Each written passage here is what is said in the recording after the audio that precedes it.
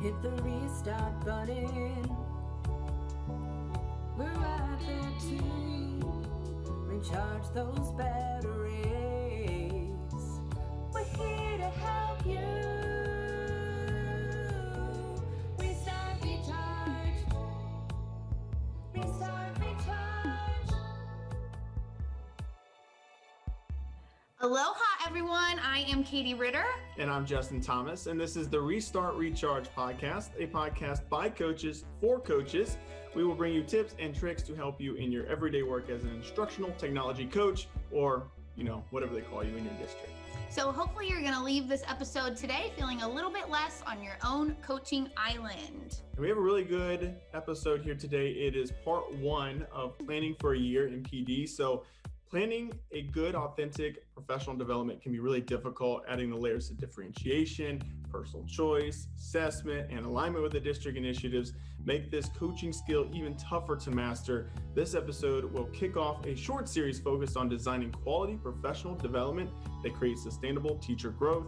On today's episode, listeners are going to dive in deep into aligning professional development with school and district initiatives, as well as how to structure a year's worth of targeted learning from day one. So we have a really, really awesome episode lined up here today. Yes, we do. Thanks, Justin, for kicking us off. So I'm going to introduce our first guest with us here today. It is Brooke Conklin. You may recognize her. She was on our 4th episode about being held hostage by testing. And Brooke is a technology coach here with us at Forward Edge, serving pre-K to 12th grade teachers in a Southwest Ohio region school. Before entering the world of ed tech, Brooke taught 7th grade social studies. She is originally from Northwest Arkansas and has since settled in Liberty Township, Ohio with her husband, Alan, and 3 kiddos. Brooke works as a teacher and a technology coach, is fueled by her love of empowering others to pursue their potential and dreams at full force. So welcome back, Brookie. We're glad to have you. Thanks for having me. And I have the pleasure of introducing Emily Cowan. Prior to her coaching role, Emily taught for 6 years as a middle school language arts and science teacher in Charleston, South Carolina, and Columbus, Ohio.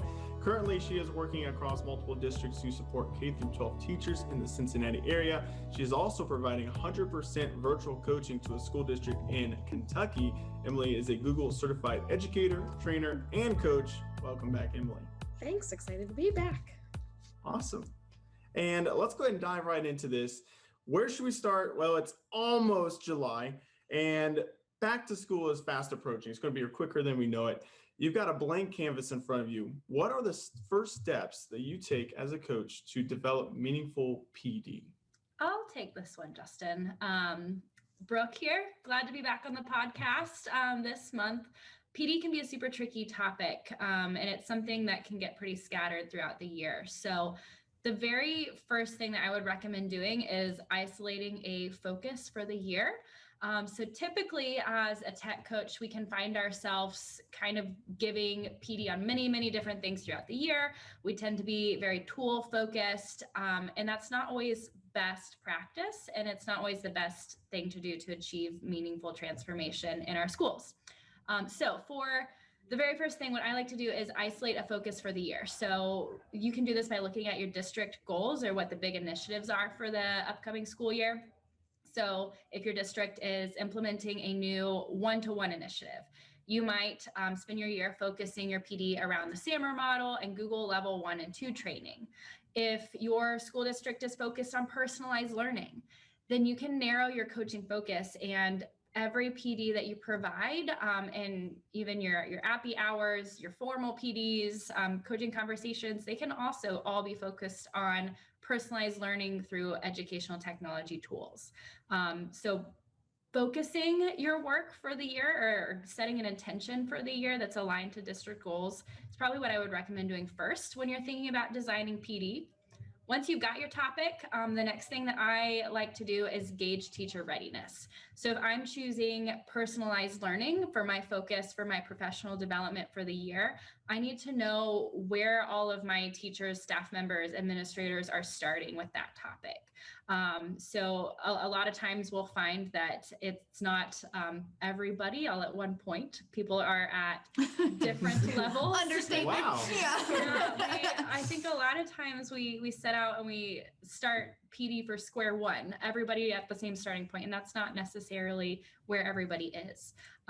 So gauging your entry points, your teacher readiness can be done in a couple of different ways. You can do it through like quantitative, like surveys that you give teachers to before the year starts, asking their comfort levels with either different tools, different strategies, or whatever other metrics that might fall in line with your goal. Or it can even be qualitative or anecdotal. So you might talk to your administrators and kind of get what they picked up on from their last round of observations. Or you might use your own observations from popping into classrooms and seeing where teachers are at along the spectrum of whatever your focus is. So then after that, after you've narrowed your focus, you've got a good handle on teacher readiness and different entry points, then you actually can start creating your roadmap. So over the course of the year, if your focus is personalized learning, where might the starting point be in achieving personalized learning in the classroom, and where are you wanting teachers to end up? What is the roadmap that teachers can use to hone their skills for that particular topic or thing? So those are my first 3 steps. Good steps. Really good stuff. Yeah. I know. You covered a lot very quickly. Yeah, it's kind of hard to follow that and come up with anything kind of unique or original. So I'm just going to echo what Brooke said, identifying what it is your district needs most, finding that theme or that focus or that thread that kind of ties it all together. And then that entry level is also really important. And kind of to flip what Brooke said about how not everyone's ready to start at level 1. Some people are more advanced. I think it's really important this year too, because I think we're going to wrongfully assume that some teachers are more ready than they are because we kind of were forced by fire this year to learn some things. So really identifying who is where and, providing different opportunities for them to start at their comfort level. Yeah, good. So can you guys speak a little bit more? And Brooke, you kind of touched on it at the beginning about how a lot of times tech coaches are leading PD on really specific tools, and you mentioned not always best practice. So can you guys talk just a little bit more and expand on that idea? Because I think a lot of times especially if in our titles, there is technology in the title itself or anything, blended coach or whatever it is, I think that we oftentimes are expected to be like the tool experts on a lot of things. And so we're kind of expected to approach like, hey, lead this Google Drive training and lead this Canvas training or whatever it is. So will you talk a little bit more about why you feel it's so important to maybe narrow that focus and move away from tool specific, but rather like that larger district initiative? Sure. So this kind of came about my first year of coaching. I went in kind of starry-eyed, and I was going to teach teachers about Pear Deck, and I was going to teach them about these Google Slides add-ons, and I was going to teach about Padlet. And so I had these appy hours or lunch and learns, short 30-minute PDs. They're kind of all over the place. And at the end of the year, I had 10 teachers that could use Padlet well. I had 5 teachers that used Pear Deck well. And everyone was kind of in a different direction where we were all growing, but it's like we were an octopus with all these tentacles, and we were all kind of working against each other because nobody was moving the squid in the same direction. Summer's on my mind, guys. And so with that, taking that experience into my next year of coaching, narrowing the focus and specifically aligning it to something the district is already focused on, like personalized learning or literacy across content areas, community engagement. Having one focus area it really provided a lot more clarity to the work I was doing. Admin knew exactly why my work was important. Teachers knew why that specific tool, what could be important for them. And not only was there more clarity, there's a better understanding of the why, there's more buy-in, and there was just a greater likelihood of classroom impact. So I don't know, Emily, if you have more to say on that. Yeah, so I stepped into this coaching role in a new to us district this year. And what I quickly found was they rolled out one-to-one. And with that, teachers kind of got device training and they picked up some tools on their own. I think they were provided with some tools, but they really lacked that direction or that understanding or that why that Brooke just talked about, why they were having the device, why every student needed one in their hands. So for me, that was really important in my conversations with admin, that next year we really need to narrow in, we need to focus, we need to target our training so that these teachers understand that why through the PD that we're planning. So, we're going to take some of the tools that the district has purchased, or we're going to take some of the big concepts that the teachers need, and we're going to focus them all back to that 4C model. So, here's Flipgrid, it's great, but we're going to look at it through the lens of collaboration and creativity and beyond just here's a tool that you can use in your classroom. And I know we always go back to kind of like COVID and how things have changed, and we don't want to keep harping on that. But I do think that it is so important right now to keep that in mind, because I have so many teachers who are like, well, next year I'm not going to use this. Next year I'm going to drop tech. Next year I'm, staying away from that. And I think that, my planning at least is here are these great tools that we can use, but focus it back on the 4 C's. So it's the why behind the instruction, so that they're not dropping tech for the wrong reasons and, just really changing the environment. I really like that idea about understanding the why, because I think that's so important for teachers, where they have all these professional development. And sometimes if the teachers can't get the idea of like, what is my purpose for listening through this professional development, that they leave with it with kind of just like an aggravated, like, I just feel like I wasted my time. So I really think that that's awesome, where we got to get this to district initiatives. We have to find a way to really actually help the teachers understand the why, because sometimes there is a disconnect between district administration and the teachers on the front lines, if you will, and you being the ambassador, being the one that's kind of the liaison between the two, being the person that can actually really take the district ideas and provide a professional development that teachers are able to understand what the why is so important. Absolutely. And I think, especially not only like getting back to the why, and Emily, you're talking about having those conversations with the admin that are super important. And Brooke, you're talking about what are these other district initiatives that are already going on? Nothing you said technology, but yet you're still aligning like all of your plans and your PD to those district initiatives. And I just think that's so valuable for a coach to consider these other ways that you can plug yourself in, because part of it is just helping people see the why behind it, right? Like, this is the purpose of technology. It will help you achieve personalized learning. It will help you achieve and better understand where students are at with student mastery and just all of these different concepts. So if you can make yourself more valuable and essentially more marketable that way, I think it also lends a lot of credibility when you tie it to those types of things and all back to a common thread, rather than just, hey, here's this random tech tool training that, I think we've all been there for sure. I know I have plenty. Okay, so now we want to know if there are some specific examples for how seemingly non-techie districts' goals can actually really be supported by an instructional technology coach. But first, let's hear a word from our sponsor. Looking for a program that reaches all teachers in learning new tools to integrate in their lessons? Edu Badges is the answer. Edu is an anytime, anywhere badging program that is designed to take bite-sized tools for instruction and teach teachers how to use them. Edu has received the ISTE Seal of Alignment for educator standards, and each badge in our expanding library is aligned to the ISTE standards and the SAMR model. Learn more about the program that teachers call addicting at forward-edge.net/Edu Badges. Welcome back. All right, so before we went to break, we wanted to know some specific examples on non-techie district goals, such as literacy, community engagement, SEL. How can you support those as an instructional technology coach? Sure. So I will hone in on community engagement. I think that's a really big one. And I will point out that these goals can be found in your district's strategic plan. Most districts have one of those, and they can be anything. Like, community engagement doesn't even specifically tie to learning in the classroom. So the work that you do as a coach can support really any district initiative or goal. So like Justin said, literacy across subject areas is a great one to get involved with. Community engagement, SEL,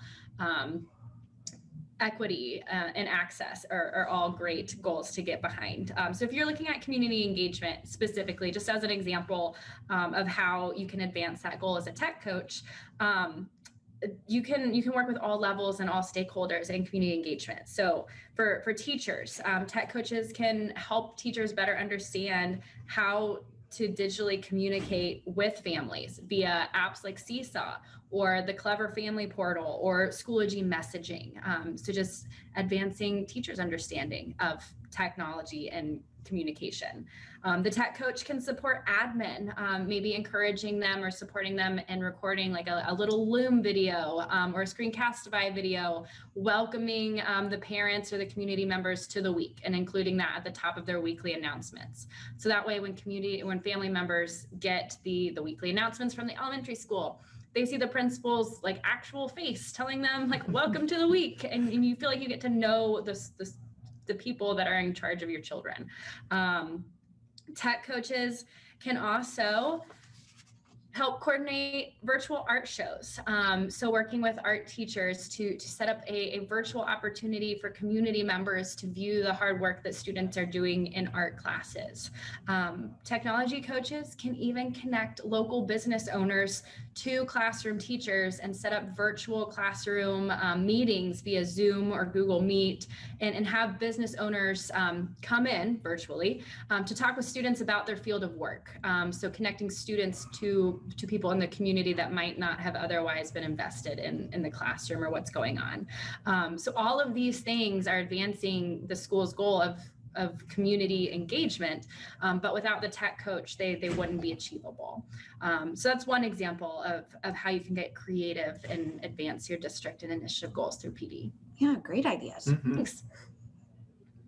Oh yeah, I think it's one of those things too with district administration, when you can kind of put it, face to a name, or when they're visible more, that definitely makes a really good connection to the community, and you kind of feel better about the school district as a whole, because you can kind of, they're willing to go out and kind of talk with what's going on with the district out to the community. Yeah. So Brooke, you gave us some great examples about engaging all levels of stakeholders, and including them throughout the year and throughout the process. But if we think specifically about the planning process, so when you're kind of choosing that focus for the year, that common thread, and sort of deciding, maybe what that thread will be, who needs to be included, who's going to deliver certain pieces, who needs to attend certain pieces. How do you both go about engaging different stakeholders within the school to even come up with the plan in the first place? Or do you? Yes, definitely do that. That's a leading question. Yeah. Right? Can't imagine making decisions without their support or their guidance. Me personally, when I stepped into one of the schools that I'm working in now, that was kind of preset for me. That was kind of, you had the opportunity to work closely with the assistant superintendent and kind of make that plan. So I had like the summer preset for me, but starting the school year, I kind of had a weekly check-in with the principals in the building. And that was just to make sure that I got FaceTime with them. It gave us an opportunity to discuss both what they were seeing and what I was seeing. It was a chance for them to voice what they wanted to see my role kind of fill, but also, they hear a lot from the teachers, what their needs are, what's going well, what they need support on. So those meetings were extremely valuable in kind of allowing me to plan for those professional development opportunities. It was a great way to kind of also share back with him some of the bright spots. So he knew what maybe some of the things that he wasn't seeing when he was going into classrooms, I could share that. And that kind of gave us an outlet for kind of pulling more people into some of those skills or those activities that teachers were doing. So those meetings were really important. And then moving into next year, spending less time with the principals and more time kind of with the superintendent, the assistant superintendent, talking about what the big goals are for next year, readdressing those district goals and what thread we're going to follow for the upcoming school year. Yeah, Emily, I love that you with the building principals, I love that you mentioned that you're having weekly meetings, and whether it's weekly or at least just regular meetings, because I think that's such a good like checkpoint throughout the year. One, to touch base like on the current progress, keep them in the loop, keep them engaged in the work that you're doing. But then also it's like such a good baseline for you to pull little nuggets throughout the year, like thinking about next year, what needs to be done. It was really nice in the beginning of the school year too, because I know we keep going back to it, but it was almost like every week it was like, okay, what do our teachers need if we were to end up remote? What do our teachers need if they were going to be hybrid next week? Like what small piece of nugget can we get them quickly?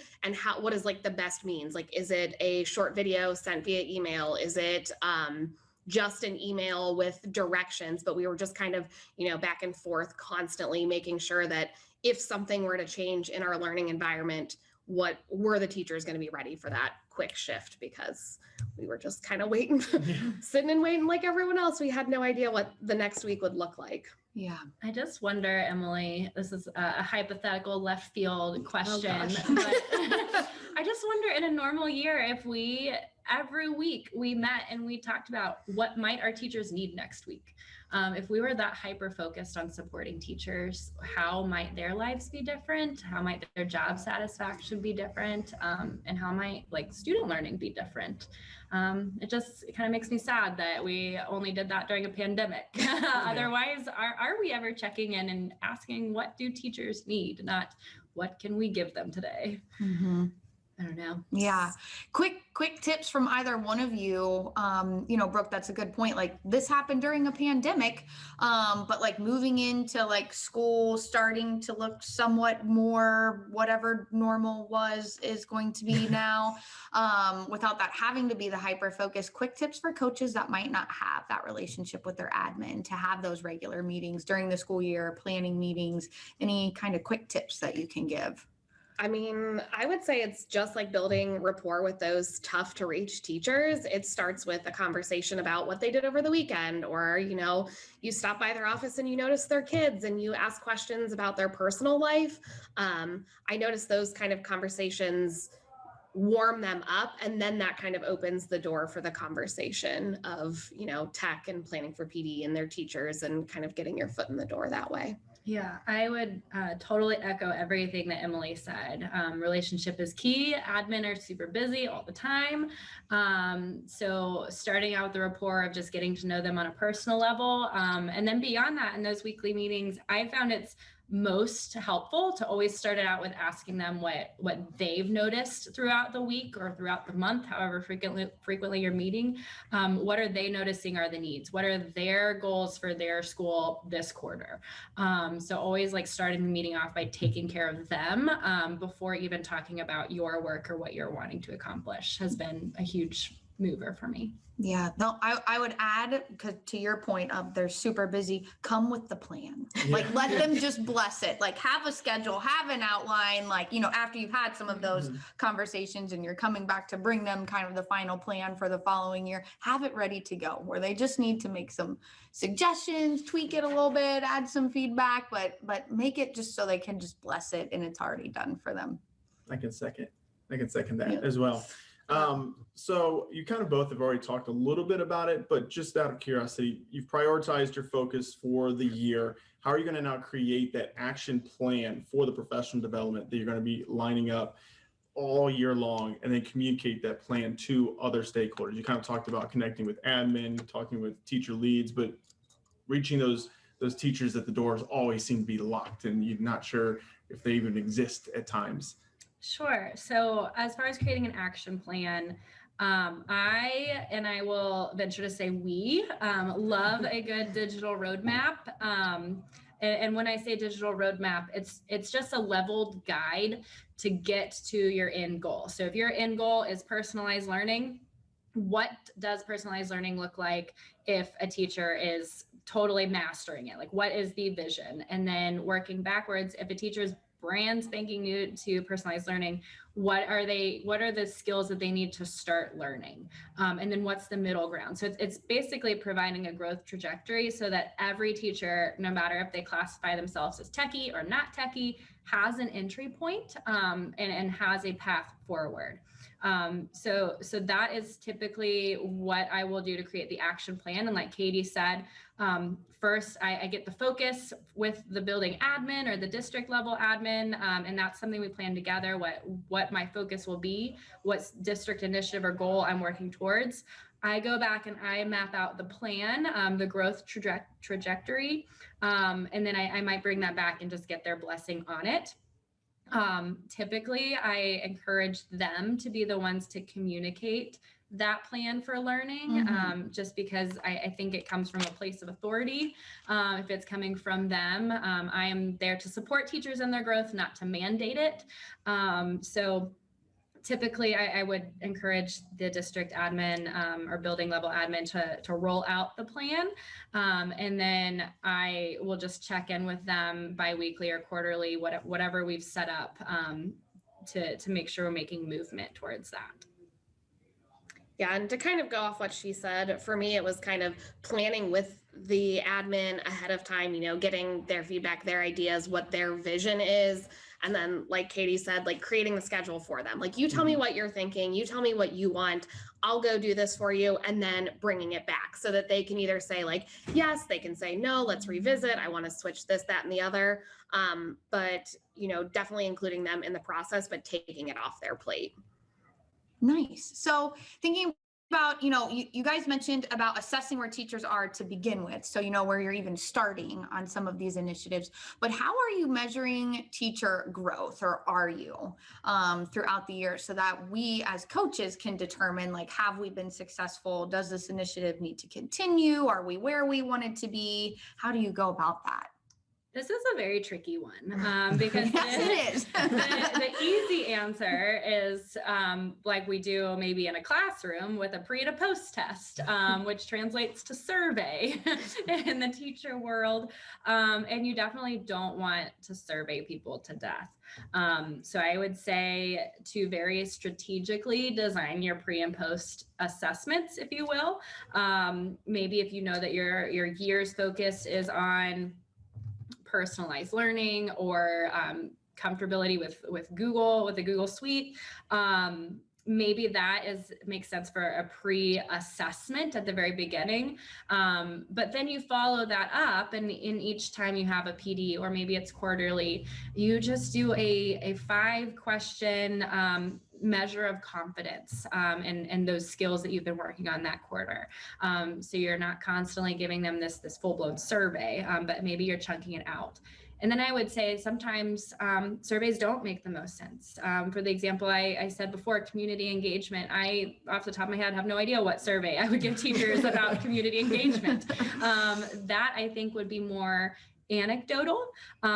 So another route that you could go to measure pre and post growth is just doing informal pop-ins and very specifically looking at what level of SAM are kids engaging in. If I go to 30 classrooms in one day, just kind of aggregately across the board, and do that throughout the year. And share that aggregate anonymous data with admin to try to communicate how the group is moving or growing as a whole. There are also some really good tools out there that can actually measure ed tech analytics. So if you are not familiar, Google's transformation report is a very cool one. It does come out kind of on a schedule. So it's not something that you can just do any time you want, but that is a great one to check into. It actually shows you how Google tools are being used by teachers and students in your building, and also measures how they're engaging in the 4 C's. So critical thinking, communication, creativity, and what's the one I'm missing? Collaboration. Yes. I always forget the 4th one, for whatever, no matter which one it is. I'm glad Emily got that one, because I was like, as soon as you looked at me, I'm like, I just blanked, I don't know. 3 out of 4, 75% is passing. But anyway, it tells you how it actually shows how, according to the 4 C's, students are engaging with those tools. Clever EdTech Analytics is a fairly new one as of this year, I believe. And I do believe that that is free. So you might also look into that if you're interested in tech tool integration specifically. Awesome tips. Yeah. So I would speak to some of the maybe the less formal opportunities for, measuring teacher growth or what they've learned. And so kind of like Brooke said, like just pop in observations, checking out what's going on in the classroom.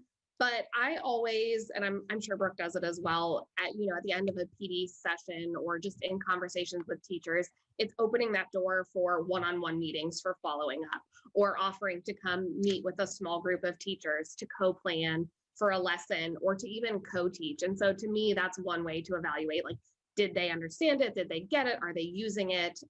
Without being so evaluative, especially, we're just kind of one more thing on their plate sometimes, or at least that's the way they feel. So kind of taking that off and making it a less pressureful situation to use the tools and the strategies that we've gone through together. Yeah, Emily, I love that you kind of pointed out, like, making sure that we're not evaluative, because like I have used in the past to measure growth observation data, but it was a part of it had to be very carefully crafted and communicated. And it was a part of like coaching cycles and regular reflective conversations where we sort of like agreed on where they landed. And it was just basically a 4 C's rubric and different things. And so we were able to sort of measure what stage they were at in these different ways. And it was very clear that this was like not being shared with administrators, that this was non-evaluative. And so coaches have to be really careful about that, because that can be such powerful data, but you have to be very careful about like how you go in collecting that so they don't feel like you are evaluative in any way. If I had $1 for the amount of times I've used that phrase this year alone, I could probably retire, because I'm always like, can I come in? I promise it's just between you and I. I'm just coming to see the great things. So yeah, it's definitely, it's hard to have those conversations and not feel evaluative. Yes. That we're not. Okay, let's sort of kind of collectively bring this all together. What are your top 3 tips that you would give another coach creating a year-long schedule for PD? So you've heard it already, and Katie kind of pulled it out of me earlier in the episode, but to have a plan for PD before you go meet with those stakeholders, show up with some ideas. I know they may tell you like, oh, I know what I want, but even coming up with a plan just in case things go haywire or, they got busy, but having something for them to see ahead of time, or to see while you're in there so that you're not going in blind is a really good idea. We talked about in the beginning, kind of having that thread, that theme, that topic that carries throughout the year. So everything connects back. You have your why. So that's really important on the teacher end when planning for PD. And then one of the things I've learned is to build in some like flexibility or like some flex PD in your schedule. So whenever I look at the year, if I'm doing, a monthly lunch and learn, I'm going to leave a few months blank, so that if a need pops up, maybe we purchased a new tool, maybe there is a latest, greatest learning strategy, whatever it may be, that I have the ability to be flexible and, provide support in real time when they need it. Love that. Yeah. I totally agree with everything that Emily said. I think that narrowing your focus would be one of my tips, just to really create movement and transformation, and make sure that your why is very clear, with a narrowed focus for your PD for the whole year. Make a leveled plan, digital roadmap have you, so that everyone can see where they need to start, and everyone feels like they have a place in the plan, that they are not excluded because they are, quote, not techie. And then I would just say, make sure you're communicating growth and meeting with your admin constantly. I think this plan is most likely going to be awesome, but it can very quickly become out of sight, out of mind if you don't have those regular meetings, and make sure that everybody stays invested in moving the plan forward. Great. Yeah, that's wonderful. And as we mentioned before, this is the first episode of a mini series that we have. So our next episode that's coming out on July 13th is going to be talking about differentiation and how you use it in your professional development. So once again, that's coming out July 13th, 2 weeks from today. Great. Thanks, Justin. So this will wrap us up today for our part 1 of our PD series. So be sure to subscribe to Restart Recharge wherever you listen to podcasts at restartrechargepodcast.com, and follow us on Twitter, Instagram, and Facebook at RR Coach Cast. And as always, make sure that if there's something that's on your mind, feed it our way. Reach out to us on our social media platforms. Let us know what the topics are that you want to discuss, and we'll feature it in one of our upcoming episodes. So press the restart button, recharge your coaching batteries, and leave feeling equipped and inspired to coach fearlessly with the Restart Recharge podcast. a Tech Coach Collective.